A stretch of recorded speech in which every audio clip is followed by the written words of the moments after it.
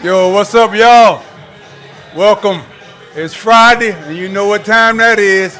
It's Gridiron Grudge Podcast, football talk all over again. I'm Louis Oliver, Gator Great, Dolphin Great. This is my side partner, my co-host right here, Henry Crockett, Florida State Seminoles, Atlanta Falcons Great. We're without our buddy Lamar Thomas, University of Miami Hurricane, also Miami Dolphin. He's up in Orlando with his daughter at a cheerleader competition, so he won't be able to pipe in with us right now. Maybe joining us later. But Croc, I got you, so I'm good, baby. What's happening? Man, listen, I'm excited to be here, man. Good Friday. Football weather, starting to get a little chilly outside. Starting to smell the turkey. Thanksgiving week. Yeah, turkey it's about bowl time for Thanksgiving, so you know it's going to be football all day. Football and food. Yeah. That's why we're here at Twin Peaks for fun, football, and food. Yeah. All right, it's Friday, guys. So whether you guys are here with us here on location at Twin Peaks or you guys are joining us live, we need you guys to get very comfortable. Grab you some food, grab you something to eat, and we're going to jump into this thing that we call the Gridiron Grudge Football Crop. Yeah. How was your week, baby? That week was great. Did a lot of traveling, getting ready for this Orange Bowl game and this CS College Football National Championship. Been traveling around this country, Lou, trying to figure out who's going to play in this game down here in Miami. Man, listen. I was hoping it was going to be Ohio State and the Hurricanes, but the two losses by the Canes, I don't think that's going to happen right now. You being over the Orange Bowl committee, who are you guys hoping for? I mean, we was hoping for we wanted University of Miami being. We thought it'd be a great story, but this Indiana University is taking this country by storm. That boy Mendoza, he's hot. He's Mendoza, on fire. He's on fire. He's a hometown boy from down there in Columbus, and anybody know anything about Columbus is like a cult. So we're gonna get a whole lot of fans. So we hoping for Indiana. If we get an Indiana-Georgia matchup, I think we'll be in good shape. Oh boy, that's gonna be fire. That's gonna be fire. Looking forward to that Orange Bowl game. That's in January. Hoping you guys get the teams that you want. Hoping it's going to be the game that it always is for the national championship. So, man, let's get into this football talk. Now, you guys are asking, hey, what is this Gridiron Grudge Football Podcast all about? But I can tell you what we're not about. We're not here to talk about popular culture. We're not here to talk about religion. We're not here to talk about politics. All we talk about on this show is football, high school football. I mean, there's some big-time grudge matches happening last night as well as tonight for high school football. We talk everything Canes football, Seminoles football, Gator football, and we talk everything Dolphin football after that. So that being said, Croc, before we jump into this conversation, let's give a big shout-out to our sponsors, the people and the brands that make this thing happen each and every Friday here at Twin Peaks. First and foremost, we want to shout out Twin Peaks. We want to shout out the manager, Gavin, and his staff for having us here, allowing us to pop this show off on a weekly basis. We want to shout out my man, Orly Garcia, and his company, Amerant Bank, the official bank of the Miami Dolphins. Big shout out to Henry's brand, the Crockett Foundation, always looking out and raising funds to benefit the youth here in South Florida. Next guest, transportation. Caneswear, apparel, and paraphernalia. My man, the Larry Bluestein High School Report. Want a big shout out to Larry, as well as my man Travis Daniel and his Just Birdie golf apparel brand. So that being said, Croc, man, let's get into some football, talking whatever you want to talk. Yeah, so we're gonna jump start this thing and get into this high school football. We got to do that. Some big games last night. That's some real big games last night. Yeah. Some real big games last night. But we want to talk about a real big game going on tonight, Lou. We got the number 6 Plantation playing against American Heritage. Number 6 Plantation, coached by Darryl Strong, ex-NFL player. Mm-hmm. American Heritage, defensive coordinator over there is Darryl Porter, played 5 years in the league. Now, Croc, I had a chance to talk to both of those coaches on Tuesday. They played earlier in the year. American Heritage won 28-13. I don't see this being But Lou, playoff time is a little different than regular season. Playoff is different now. Like I told Daryl Porter on Tuesday, I say, DP, I say, you know how difficult it is to beat a team 2 times in a row? You got about a 25% chance of beating this team again. Granted, you guys are playing them at home, so that makes it a little easier. But talking to Coach Strong, he got his boys ready to play. He's looking forward to this game. So we're going to roll a little tape listening to Coach Darryl Strong, head coach of the Plantation High School football team, as they're getting ready to go up a second time this season against American Heritage. What's up, everybody? It's your man, Louis Oliver, University of Florida football great, Miami Dolphins football great. And we got a special guest today on today's show of the Gridiron Grudge podcast. This is our 101 press coverage segment. And joining us today is the defensive coordinator of the American Heritage football team, Mr. Daryl Porter. Welcome to the show, Daryl. Thanks, Lou. How you doing, man? How you doing? Thank you for having me. Hey, man, I appreciate you taking time out of your busy schedule to join us. How you been? How you looking? All is well, man. Just another year trying to get to the ship, Hey, man, well, like I said, appreciate you taking the time out your busy schedule. I'm just gonna give the audience a little background on UD, and then and if you want to chime in, you can at any time. Coach Porter, he grew up in Broward County, played high school at St. Thomas Aquinas. Everybody know that's one of the juggernauts here in South Florida for high school football. Left there, went on to play 4 years at Boston College. Damn, why so far up in the cold, D? What happened? Pretty much, man. Back in the day, we didn't have the NIL. It was more about education and graduating. So my coach was actually Tom Coughlin, which was a guy that went off to the NFL and showed me good things and actually got me the way I am now and how I proceed as a coach. He was a guy that always, if the clocks are 5 minutes fast, you're probably late. So he's a disciplinarian and it taught me a lot the years at Boston College. Yeah, I understand that. Shula was the same way. So grew up in Broward County, went to St. Thomas High School, left there, got drafted by the Detroit Lions, played professionally in the NFL for 5 years. Am I right, D? Is that 5 years or more? I don't want to cheat you not one time. Drafted by the Steelers. I actually played about 7 to 8 years. If you count the practice squad and stuff like that, it was closer to 10. So those are things that we try and get that right at the NFL PA meetings. You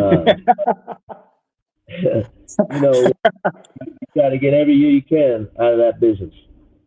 Well, you came in what round? What round in the draft did you come up? Sixth round by the Pittsburgh Steelers. Sixth round by the Pittsburgh Steelers. Typically, athletes coming out at that position in the draft, as you know, I mean, the teams aren't expecting you to do a whole lot, but you bucked that trend, went on, played almost 10 years. Now, do you feel like your story and your journey is inspirational and motivational in any way to your football team?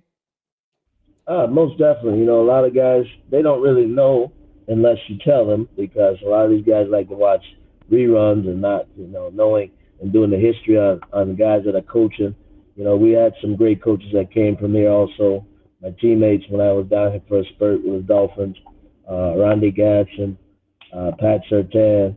I also got some guys on my staff now, which are, ex-NFL players, Van Waiters, Ed Perry. I know Van. Yeah, I know Van well. Yeah. Ed Perry's here. He's a special teams coach. We had quite a few guys that were on the staff. Ed's our special teams coach now, and we call him Candyman, and he definitely still do it. When I was at the Dolphins with the kids, so it kind of brings the camaraderie together, and having kids understand, life after football, you probably gonna know the same guys. Exactly.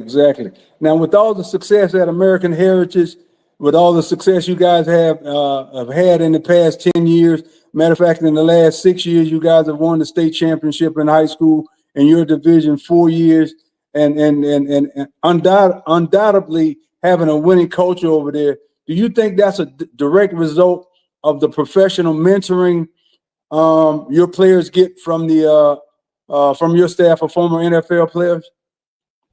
Most definitely. We're not we don't carry 100 guys, and when I say that, we're more hands on than a lot of other programs around the country. Right here in Broward County, I graduated from St. Thomas, so I started there, and I've been here for 17 years. So this is some of the things that a little difference is we're a little bit more hands on, and our guys get more and they get a little bit more hands on is what I can say. Gotcha. First and foremost, I want to say congratulations. A big win last week, 50-20 over John Carroll Catholic team. Coming up, you guys got somebody who you're very familiar with. The team you guys played back in September, actually September 26th. Plantation High School under the leadership of Coach Darryl Strong, who's also the ex-NFL guy. You guys won that game 28-13. Being that this is the second go round, you guys getting ready to play them again, second time this season. Statistically, there's a 25% chance of you guys being successful again. Now, what's your defensive strategy going into this second grudge match, and what do you guys hope to accomplish going up against them again? Being in there so long, playing a team the second time, I've been in a situation where they're in. You're never going to play the same guys. They're playing great ball right now. Like I said, Darryl Strong is a guy that I know I'm very familiar with. We played each other when he was at Dillard and other places that he's been. But to keep the kids humble and understanding that this time around, you got to understand it's you win or you're out. The way I approach it is it's a new week, new opponent. It's the second round, and we got to stack the chips. And when you guys played them the first time, what would you attribute that win to? Was it more offensive success, more defensive success, or a combination of both? We're gonna have our hands full. They got a guy that played receiver for them before that's playing quarterback. He's electric. This guy that we gotta pay a lot of attention to, and he's a guy that we're focusing on. But you got to play 11. You got to play for 48 minutes, and that's something that is going to be a good game. They're on a high road. They came off a big win off of Dillard. We just take it. We've been through a gauntlet through this season. We've played everybody. We've been battle tested, and this is just another game for us. Now, as watching you play, me being a little older than you. I like the way you played the game, very aggressive, very attack style. As a defensive coordinator, what's your style of play? Is it read and react, or is it attack and dictate? You know what? We're week to week, but we're not going to sit back and just let you pick us apart. So that's something that, I've done over the 17 years here, and understanding that you're going to come against Heritage, you're going to play good ball, good sound ball, and you got to have discipline in the playoffs. There's 9 referees, maybe 10. They're not going to miss very much, and you got to be on your P's and Q's in this game. Fantastic. Now, when I was playing, I played under Coach Schuler, and before every game, Coach Schuler, he would give us a speech, but at the end of every speech, he would just use this one word. His one word would always be believe.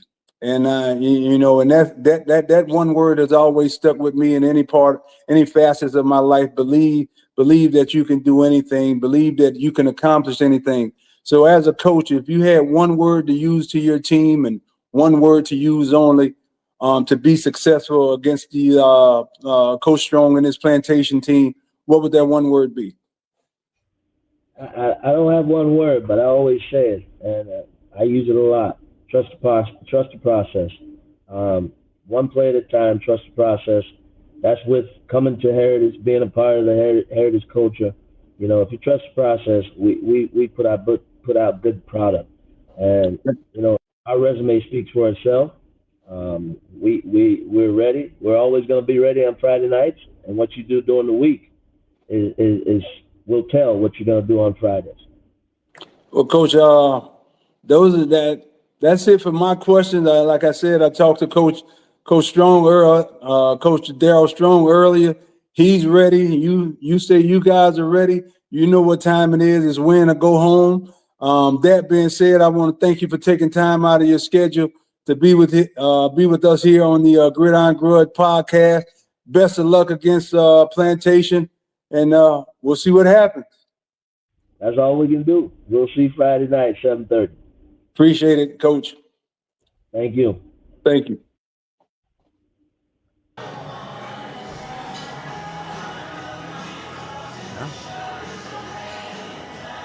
Hey, welcome back, guys. Sorry about the mishap. We said we was going to bring in Coach Darryl Strong from Plantation High School. And what you guys saw was an interview with Coach Daryl Porter, the defensive coordinator from American Heritage. We'll get to that. We'll get to the interview with Coach Strong here. But Croc, like I said, I had a chance to talk to both of those guys, Coach Strong and Coach Porter, being that both of those guys were ex-NFL guys. Correct. And I just commended them on the way they run their team, the way they structure their practices, the way they get their players in line. Yeah. And I think for me, I know when I played, I wanted somebody who not only played the game and knew the game, but was immersed in the game. Right. Both of these guys have been immersed in the game of football since, Pee Wee League. Both went on to play professionally, so they got a high skill set level that they can relay those skill set levels to their team. And as you can see, both of them in the playoff. And I think that's what a lot of these teams need, as opposed to some of these coaches just coming off of couches, playing high school football, thinking that they can go out there and coach these guys. So, big shouts out to Coach Strong and to Coach Porter for doing as well as you guys do with your football teams. Yeah. I was fortunate to play against Daryl Porter when he played at St. Thomas in high school, came along at the same time. Then when he went to Boston College, I went to Florida State. We competed in college. We got drafted together. And when I watched American Heritage and I watched that defense fly around, how they play smart football, they tough, it just reminded how Daryl Porter played the game. He was a special team missile. He was a demon. He's a demon. Yeah. He played the game hard. He played the game smart. Very intelligent guy. And it just rubs off on his players. But not only that, the way they run their practice, everything is structured. Everything is on the clock. So when these kids go to college, it's not a big transition. Exactly. They've been doing it for a long time. So you run it, and that's the reason why they ranked in the nation. Uh-huh. That's why they ranked in the nation, one of the top teams in the country, year after year after year, because they have the resource, and not only the resources, but they have the platform and they have the wherewithal to be able to go out and get good coaches. Mm-hmm. And then they work very well together. And the school has done a great job of giving them the resources. But, Darryl has done a great job from working with Pat Surtain. Yes, he has. They laid the groundwork for... Been there for 17 years. 17 years. They laid the groundwork for an amazing organization. And we talk about what wins. Good coaching, good resources. Exactly. And coaches that want to do continuing education. You got to go out and go to all these seminars to learn the game. The game is constantly evolving. Yes, it is. And if you're not evolving with the game, you're getting left behind. Mm-hmm. And you're starting to see a lot of these high schools. And you know what? Every school needs certain things. Sometimes you need a father figure. But if you're trying to win state championships and national championships, you got to get guys in those rooms that know the game. Yes, sir. And we can't be sending these kids off to college. We spend so much time with them, and they send them off to college. They don't have no fundamentals. They don't have no work ethic. Mm-hmm. And you spend all this time with these kids. So kudos to Daryl Porter and American Heritage doing it the right way, making sure these kids are prepared when they leave their school to go out to compete nationally wherever they go. Right. Big shout out to Coach Daryl Porter, American Heritage. Big shout out to Coach Darryl Strong. Now we're going to come back. We're going to bring in the second part of this interview with Coach Darryl Strong from Plantation High School. Hear what he has to say. University of Florida football great, Miami Dolphins football great. And we're here for another episode of the Gridiron Grudge podcast, our one-on-one press coverage segment. Today we're going to be talking with head coach of the Plantation High School, Coach Darryl Strong. Welcome to the show, Coach.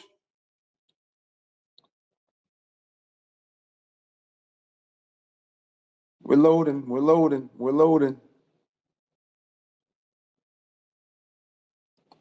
Welcome to the show, Coach. How you doing? I'm doing all right. How you doing? I'm fantastic, man. I just want to really appreciate you and say thank you for taking time out your busy schedule.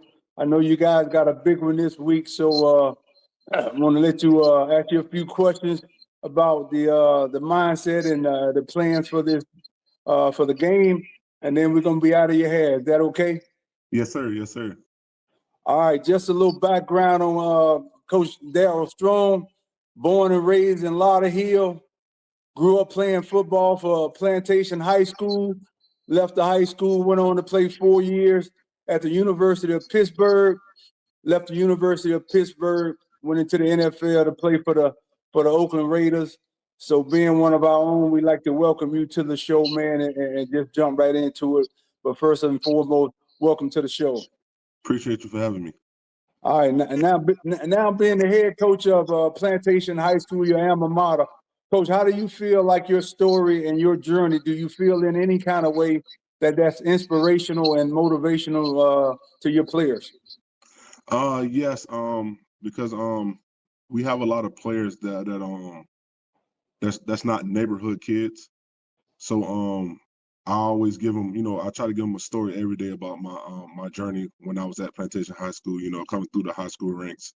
So they want to live up to the hype. And I always tell these guys, Plantation never delivered a state championship. So that's what we're trying to do right now.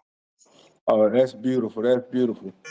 Now, Coach, I want to congratulate you guys on your first round playoff win last week, 21-14 over a 10-1 Dillard team. How were you guys able to pull that off? We came in with a game plan and in the first half, the first two drives we executed. And then, we kind of got sloppy in the gameplay. It started getting a little chippy. But in the second half, we made some adjustments and we got the better of them. Fantastic. Now, next up on the schedule, you guys are no stranger to this team. You guys played them back in September the 26th. You guys lost that game 28-13. Now, what would you attribute that loss to in that first game? Would you say it was a lack of quality coaching or personnel, or was it a lack of players' effort, execution, and attention, or a combination of both? I think it was a combination of both. I have two younger coordinators on my staff, both under 30s, and that was probably our first. Well, it was our first national team that we're playing. American Heritage. So we pretty much made some adjustments, and then we had some injuries that kind of hurt us in late in the fourth quarter, third and fourth quarter, or the second half. But you know what? We're a different team now, and maybe those injuries happen for a reason because now we're a lot better team now. Fantastic. Just to hear you mention that, to attribute to a combination of both. I mean, a lot of times, as you know, in various levels of football, whether it be high school, college, or professional, coaches rarely like to take the blame for anything. Everything that goes wrong is mostly the player's fault. But to hear you say, hey, we could have done a little better job, that's very respectable and admirable. So that being said, what's the emotional state and the mindset of the team going into the second grudge match against American Heritage? To go out and win the game, obviously, my statement for the team this week was we got to beat everybody that's in front of us. We don't care who's in front of us. We don't care if it's a team we played already, if it's a team we lost already. We don't care if you're a nationally ranked team. We don't want any of that. We just got to play the team that's in front of us right now. My principal calling me. Sorry about Your volume went out a little bit, Coach. Can you hear me now? I'm sorry, I got a phone call. Gotcha.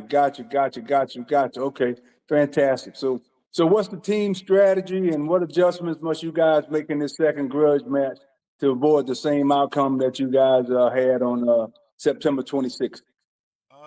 execute. That was our main thing. I think when we played them the first time in September, we didn't execute at all. But we're a lot more comfortable in the offense now. So hopefully our offense can go out there and put up points because we didn't put up points last game. My defense did a hell of a job the first half.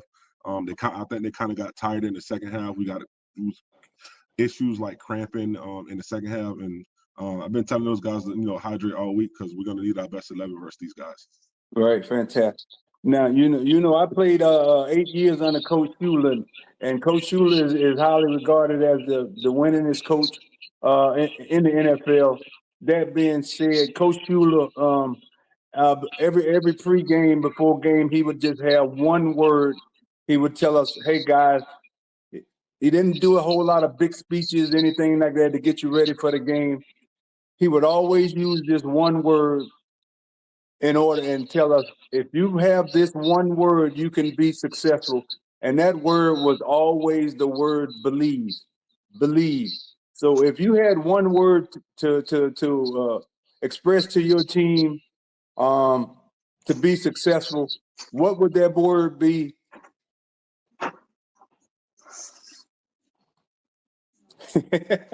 I'm sorry about that. Can you ask me again? No, I asked you. Like I said, Coach Schuler would always tell us before he would give us going into games.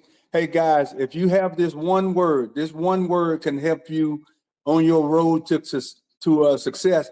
And he would always, that one word would always be believe. Believe that you can achieve anything. So if you had one word to use to your team to ask of them to be successful, what would that one word be?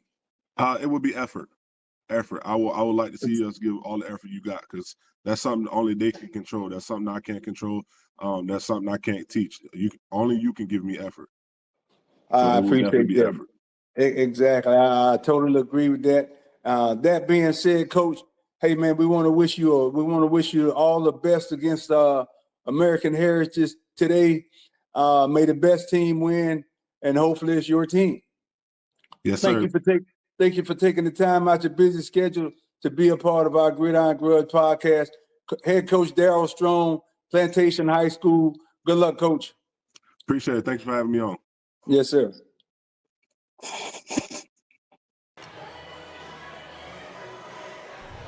That was a clip of Coach Darryl Strong, head coach of Plantation High School, talking about what he and his team needs to do tonight against their regional playoff competition grudge match against American Heritage High School tonight. Coach Croc, we got plenty more big games. We got a lot more grudge matches to roll off because there's some big games on this list. Yeah, we got some big games going on tonight, man. So with that being said, Lou, who you got tonight with Plantation and American Heritage? Plantation, like I said, like I told Coach Porter, I said, man, it's kind of hard to beat a team 2 times in a row. So I'm gonna go with Plantation. I'm gonna go with Plantation and Coach Strong, Coach Darryl Strong. It's that time of year, man. I said that's Darryl Porter time of the year. Coach Porter's time of year. It's playoff time. It's win or go home. So I like American Heritage because they've been there before, and I think that some familiarity might take over. They won in the last 6 years. They won 4 state championships, so they're no stranger to this level of football. So I'm sure they'll be ready to play tonight. All right, cool. So I'm gonna go with American Heritage. Moving on to Regional 3 1A, in our regional semifinals, we got number 4 Naples St. John Newman at ranked number 1 St. Petersburg Catholic, who's 11-0. Who you got in that game, Lou? I mean, I don't know West Coast football, high school football too well over there. I'm gonna go with Naples. All right. So I'm gonna go with Naples. Yeah, right now St. Petersburg Catholic, they pretty much run things over there right now. So I'm gonna go with St. Petersburg Catholic for the win. All right. We'll see how that pans out. All right, moving on. We stand in the West Coast, and we're gonna go with Community School of Naples. They also playing the number 2 West Palm Beach, Cardinal Newman. You might know a little bit about Cardinal Newman. Cardinal Newman. I played against them and for 4 years in high school. Always kept a good program, always kept good players, put a lot of players into college, so I'm going to go with Cardinal Newman on that game. Yeah, I agree with you, Lou, on that one. I'm going to go with West Palm Beach, Cardinal Newman as well. We had opportunity to see them a little earlier, and they look pretty decent. They got an 8-3 record, so I feel pretty good about West Palm Beach, Cardinal Newman. Moving on to Region 4 1A. All right, we got Uncle Luke. This is a barn burner right here now. This is what everybody been waiting on now.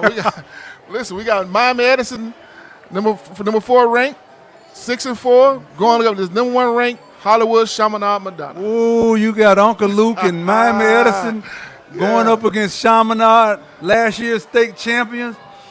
Woo!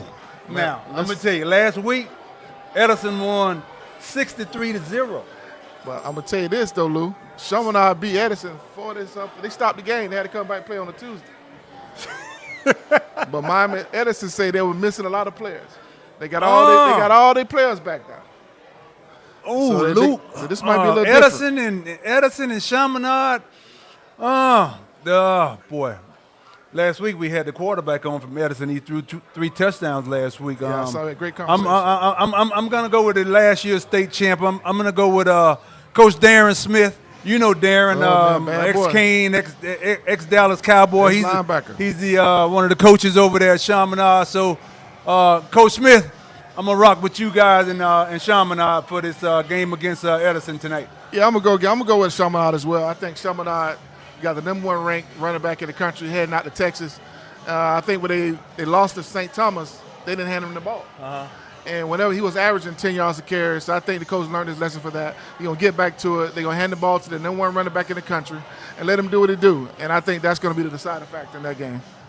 Yeah, all right. So I'm going to pick Chaminade Madonna. Moving on to number 3, Boca Raton St. Andrews playing against True North last night at Tropical Park. True North, Boca, they kind of kept it close in the first half. Second half, True North put up 41 points. Ran away with it. In one half, there was no defense in there. No defense. No defense. I mean, 41 points in a half, you got to be defensive coordinator has got to be sick right now. Yeah, he was sick last night. The thing about True North, their quarterback played at Chaminade Madonna, and he's been working his tail off. He said he wanted to get back to play Chaminade. He wanted to knock Chaminade out because Chaminade gave up on him, and he had to go back to True North. So if they won last night and if Chaminade handled business, those two would meet. Oh, that'd be a great rematch. That's when Miami True North and Chaminade. But Chaminade, we can't overlook Luke. Luke said he got something for these guys. Luke gonna have them boys ready to play it, ready to go, and all of Miami is gonna be coming up here for that game too. So you can believe that. All right. So moving on to Region 3 2A, we got Fort Myers Bishop Barak going against Sarasota Cardinal Mooney. Now, Lou, I start this off, Lou. St. Thomas plays Cardinal Mooney in the beginning of the year. Yeah. They had some big guys, some athletic guys, really tough kids. They got a lot of speed. And I feel pretty good about Cardinal Mooney taking over Fort Myers Bishop Barak. So I'm going to go with Fort Myers. I mean, they played my high school a couple of weeks ago, beat us. And my high school is in the regional championships tonight. So I'm gonna roll with Fort Myers on that one, Croc. All right, staying in that lane, Lou. We got your Belglades Central. Yes, sir. You already know how I'm going. Yep, taking on St. Petersburg Lakewood. And what's their record? 10-1. Oh, we 10-1 and 10-1. So that's gonna be a hell of a grudge match tonight. So, Coach Omar, my Glade Central Raiders, let's pull this thing out tonight, guys. Win or go home. That's what it is. That's what playoff football is all about. That would make it so exciting. Everybody gonna bring their best. Oh, you got to. Win or go home. You're gonna be home. All right, so we're moving on to Region 4 2A. We got Miami Ransom Everglades at number 1, Miami LaSalle, 11-0. Ransom Everglades against LaSalle. I'm gonna go with LaSalle. I'm taking LaSalle. I don't know, Lou. I would have took LaSalle if they would have. They lost their quarterback to Northwestern. Teddy Bridgewater came got him to go to Northwestern before he left. What's LaSalle's record? 7-4. And what's undefeated, 11-0. Ooh. I'm gonna renege on that one. I'm gonna go with you. I'm gonna back up off of that, and I'm gonna roll with you, Croc. I'm gonna roll with Miami LaSalle. All right, moving on to number 3, Miami Killian versus number 2, Fort Lauderdale Cardinal Gibbons. I got Killian. I'm going with Killian all the way on that one. I'm gonna see what Coach Matt Dubuck down there, them Cardinal Gibbons, man. He got that Arsenal offense where he learned under Texas Tech. So he's gonna spread it out and see what he do. But it's gonna be a close game. It's gonna Cardinal Gibbons gonna put up points, but I don't know if they can stop anybody. Well, we're gonna see. We're gonna see tonight. So I'm gonna go with Cardinal Gibbons. All right, I got Killian on that one. All right, moving on to Region 4 3A. Number 4 Key West, 7-4 at number 1 Northwestern. You already know Yeah, that. we ain't got to spend. We ain't even got to spend no much time on that. We're going with the Bulls. Northwest. We're going with the Bulls. All right, and we're gonna move on down to number 3, Naples Lely versus number 2, Miami Central. They played last night. Central beat the Central brakes beat off. the brakes off of 7-30. Now I don't like that 30 points they gave up. You know what I mean? Because I mean, that could have been the last. That could have been in the last quarter when they taking the starters out, letting the younger guys get in there, see what they could do, getting them ready for next season. All right, so Miami Central is sitting at home waiting on the winner of Northwestern and Key West. So if it plays like how we think it's going to play out, we got a hell of a game next week, Lou. Oh, boy, we got that's gonna be- Northwestern and Miami Central. They going to be down there, and it's going to be everybody. They're gonna be best dressed. Hey, woo! Everybody going to be coming out, hanging out. All the food trucks going to be out. They're gonna need to play that game at Hard Rock Stadium. They're going to have to do it somewhere. All the food trucks for everybody going to be out there. Dude, they're gonna need to play that game at Hard Rock Stadium. Conking fries for everybody. Let's keep it All right, rolling. keep it rolling. We got number 4, Miami Norland. At number 1, Southwest Ranchers Archbishop McCarthy. New Orleans against Archbishop. I'm going with Archbishop. Yep. Them boys been playing some good football all some season. good football. Got good All running season, games. yeah. So I'm gonna go with Archbishop. I'm gonna go with Archbishop McCarthy as well. All right, moving on to Region 4, 5A. We got number 4, Coconut Creek, 9-2. At the number 1, Fort Lauderdale, St. Thomas. Roger Harry Aquinas over there. So I know my son plays over there right now, and Roger Harry has got these kids ready to go business as usual. They don't look at names, they look at teams. They got a don't care who it machine is, over they got there. a So machine. if you're going against St. Thomas, you need your head checked. Yep. So moving on, we got Hollywood MacArthur, number 6 Range, at number 2 Delray Beach Atlantic. This is gonna be a really good That's game. going to be a good game. Atlantic. We played them a lot every year when I was I grew up in Belgrade playing high school football. They always kept good teams, good players over there. So I'm gonna go with Delray Beach Atlantic High School. Yeah. So I got a couple of kids that I work with, that coach. They over at MacArthur, and I would love to see them win. So I'm just go out on a limb. I'm gonna pick MacArthur tonight. You know, I'm gonna go with MacArthur. Oh, you need your head checked, I right? know, right? So moving on to Region 3, 6A. We got number 4, Topping Springs, East Lake. At the number 2 ranked West Boca Raton. I got Boca Raton. I like the defending champs from last year. They were the champs last year, state champions. I like West Boca as well. Yeah, I'm going with Boca. All right, moving on. We got Trinity Mitchell at number 1 ranked Palmetto High School, 10-1. I'm gonna go with Palmetto. I like Palmetto as well. Yeah, I'm gonna take and that turns out to be if both of these teams win, that's gonna be a bomb. That should be a really good game. 9-2 versus 10-1. Yep. Oh yeah, you got good football on both sides. Yep. And moving on to Regional 4, 6A, we got Sunrise Piper versus number 1 Miami Southridge. Southridge versus Piper. That's pretty easy. Oh, I'm going with Southridge on that. Yeah, I'm gonna go with Southridge on that too. I'm going with that. I'm going with Southridge on that one. All right, so now we got moving on to number 3 Coconut Creek Monarch, and number 2 Pembroke Pine West Broward. West Broward got a lot of talent. They got a ton of talent over there. Talent. West Broward. And I like the fact that they run that ball too. Yes, they do. They run that ball. Last but not least, we got Region 4, 7A. Regional Finals. Number 3 Miami Lakes Barbara Coleman, 7-4 going at number 2 Boca Raton Spanish River. Spanish River. We played them a lot at Glade Central, so that's Palm Beach County. I'm gonna rock with Spanish River. Okay, let's go with Spanish. I ride with you on that Boca Raton Spanish River. Last one. We got number 5 Miami Christopher Columbus. They 4-7. They normally have a lot. 4-7? Yeah. How did they even make the playoff? And they got at number 1 Miami Palmetto. Like Palmetto gonna walk into this state championship. They don't even need to play that game. They don't need to play that game. Let's give it to them. Oh, give Palmetto that game already. Yeah, Palmetto got that game. So thank you, Larry Brewstein, for our games of the week. As you guys know, it's a lot of football being played this weekend. Yes, it's sir. Playoff football. It's playoff in the air. It's win or go home. Win or go home. And last week, just looking back on last week's game, LT's not here to talk about his Canes beating up on the NC State Wolfpack pretty handily. But they did a job on them. They played them last week, and you guys got them tonight. But what I did like about what Miami did last week, the offensive and defensive line, they came to play, blew the guys off the ball. Running game, that young freshman running back Pringle had over 130 yards rushing. Beck threw two or three touchdowns. Defensively, they came up with some big interceptions. The safety, number 8, picked one for a touchdown, but they put so much pressure on C.J. Bailey last week. He had no time to figure out who he wanted to throw the ball to. Like I said, the offense, University of Miami, they dominated both offensively and defensively with the O-line and D-line. And if you guys are going to beat them tonight, Croc, the blueprint is there. Yeah, the old C.J. Bailey going to have to come back. I had the opportunity to see C.J. Bailey play when he played against Georgia Tech, and he played a marvelous game. An amazing game. Amazing. He come down to Miami. He's excited to be in his hometown.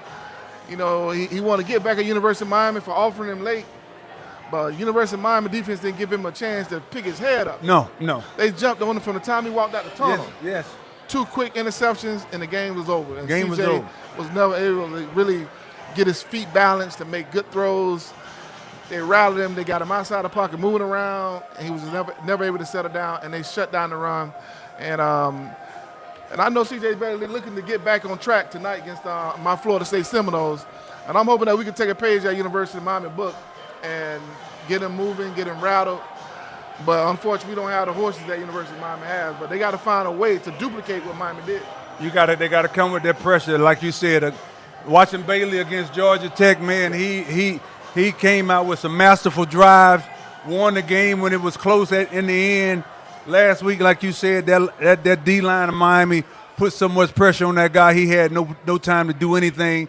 They came into the game. He was talking about, hey, you know, I got all the receipts from UM. You guys didn't recruit me until late. I'm going to make you guys pay. But that must have been just in his dreams. It was a dream. Because they had a whole nother game plan for him. If you guys can duplicate the same type of pressure, I think you guys will get the same type of outcome. Well, that's my hope. But watching you guys last week, man, I thought y'all had the Ole Miss. I thought them Gators would have beat Ole Miss. I turned the game off in the third quarter. I thought it was over. What happened, Luke? As my guy Mike would say, they were who we thought they were. They were the Gators for 3 quarters. That fourth quarter, I don't know who we were. We turned into the Salamanders, like you said, 3 quarters, up 24-20. But when you get in a game like that against a team like Ole Miss, ranked number 4 or 5 in the country, top offense in the SEC, very balanced running the ball and throwing the ball. When I look at it, Crockett, when I look at it for 3 quarters, we played well. I mean, you look at a game, defensively, we had 5 sacks. We had an interception. Off of 5 sacks, you would think that, hey, you know, your team won. That's winning football. But when you give up over 300-yard passing, you give up over 240 yards rushing, 3 touchdowns to a running back, that's not winning you're football. not going to win that game. And then, like I said, we played for 3 quarters. We didn't play for 4 quarters. And last I know, when I was playing football was a 4-quarter game. You can't win a 3-quarter game because they don't have 3-quarter games. So, you know, that offense played pretty well. We only gave up 1 sack. Lagway only threw 1 interception off a tip pass, threw for 200 yards, threw a touchdown. It was good to see him throw the ball up deep to Abrams and Sturdivant. But we had nothing. We played for 3 quarters, and at the end of the 3 quarters, you see what the outcome was. The game wound up 34-24. We didn't score anything. We didn't do anything in the 4th quarter, and we lost that game. So this has been a very heartbreaking season for me watching my Gators. 3-7 team. I mean, you couldn't have told me in a million years we'd be 3-7 at this point in the season, but this is where we are. We got Tennessee tomorrow. Boy, I don't. Well, let's stand on top of that, Lou. Huh? Let's stay on top of that, right? Right now, Florida's going through a transition. They got an interim head coach. And right now, you got Lane Kiffin. He came into town last week and won, and he's looming. Then you got he might be down there in Louisiana going to LSU. What type of coach you think you guys need at Florida to get back on track, to get back to the dominance that the Gators always had?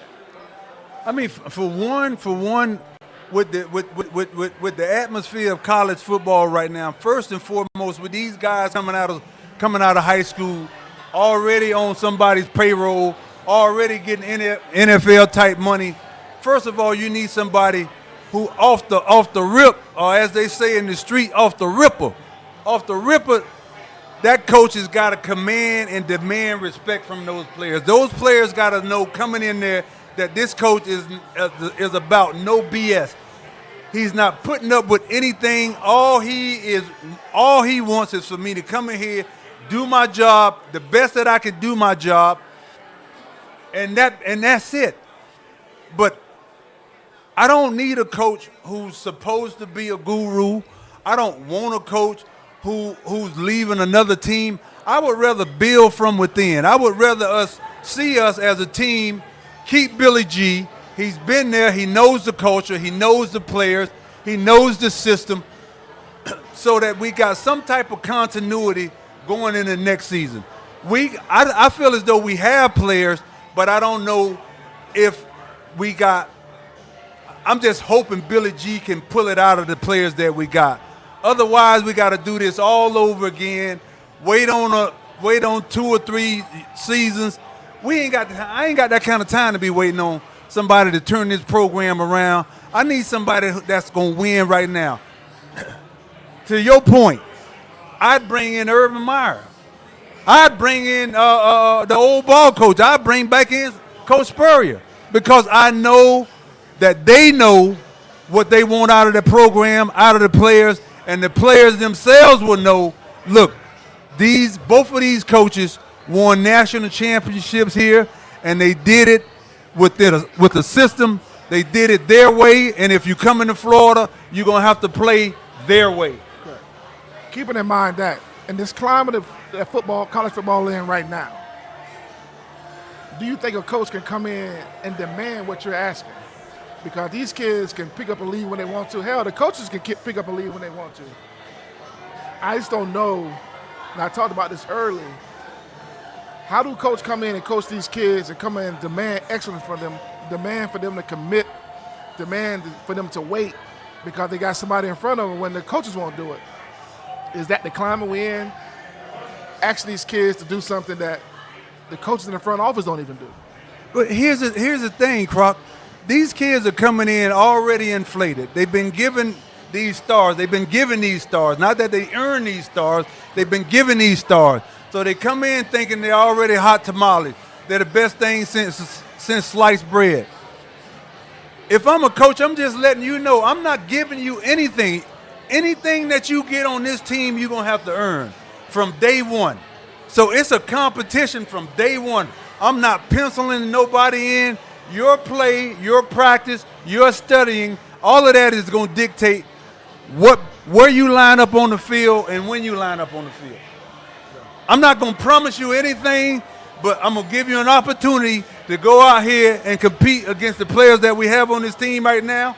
And if you can out-compete them guys, you can have that position. If not, sit your ass on the bench until it's your time. And if you want to jump in the portal, jump in the portal. I'm not afraid of you leaving, because I'm waiting on the next person up. That's what I want competition.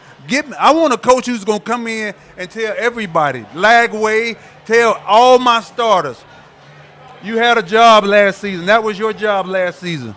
This season, you're going to have to earn that job.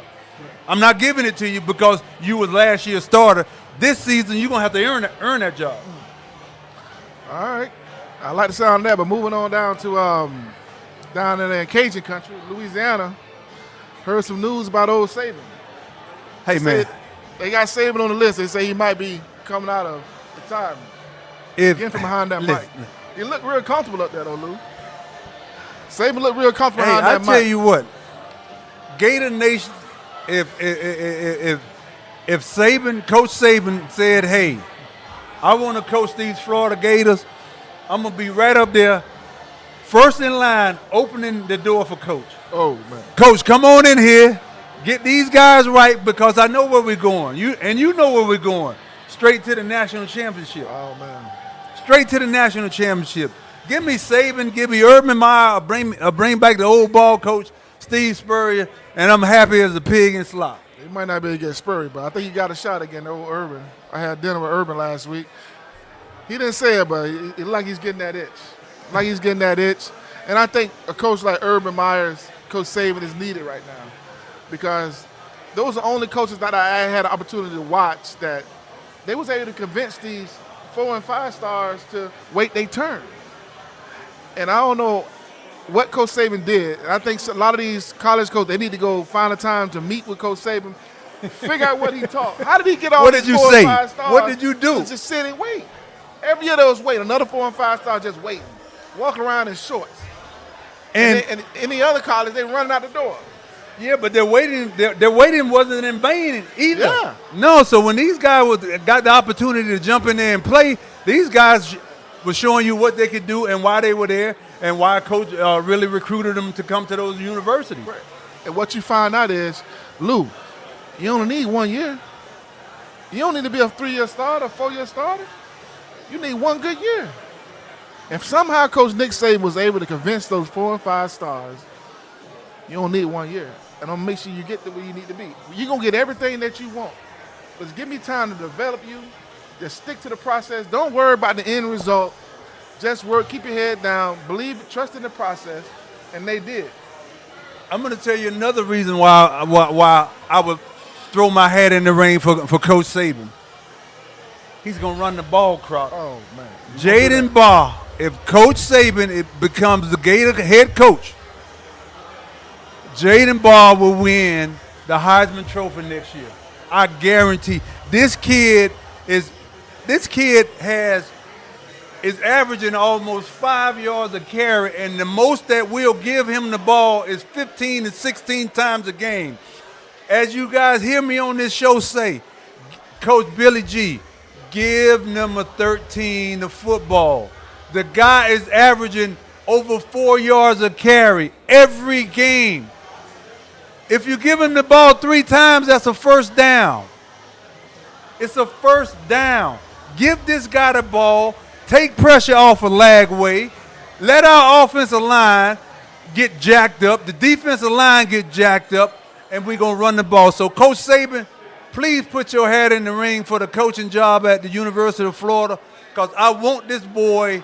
They're using up his talent. They're wasting his talent, not giving him the ball, and we can be winning football games right now. Yeah, I agree. You got a nice renegade down in Florida. That's why I say that we can't beat the Florida State Seminoles. We can't stop a nosebleed. Yeah, but we're not going to run the ball, Croc. Last week he ran the ball. He had 15 carries for 61 yards, averaging 4.1 yards a carry, and they stopped giving him the ball. Wow. We stopped giving him the ball. I don't understand it. I've been saying that for weeks and weeks now. Well, moving on down to this college football playoff, man. As the chairman of the Orange Bowl, we've been Mr. Orange Bowl Committee. Yeah, so we got these big conversations trying to figure out who's going to be in that game. So if we looked at the brackets right now today, we would have Ohio State and Georgia. That would be a great game. Hell yeah, it would be. Oh man, but Ohio State, Big State, Ten, Georgia, SEC. Yeah, but Ohio State got to take on Indiana down there in Big Ten for the Big Ten championship in Indianapolis. Somebody's gonna get knocked out. Somebody will get knocked out. Whoever get knocked out coming down to this Orange Bowl.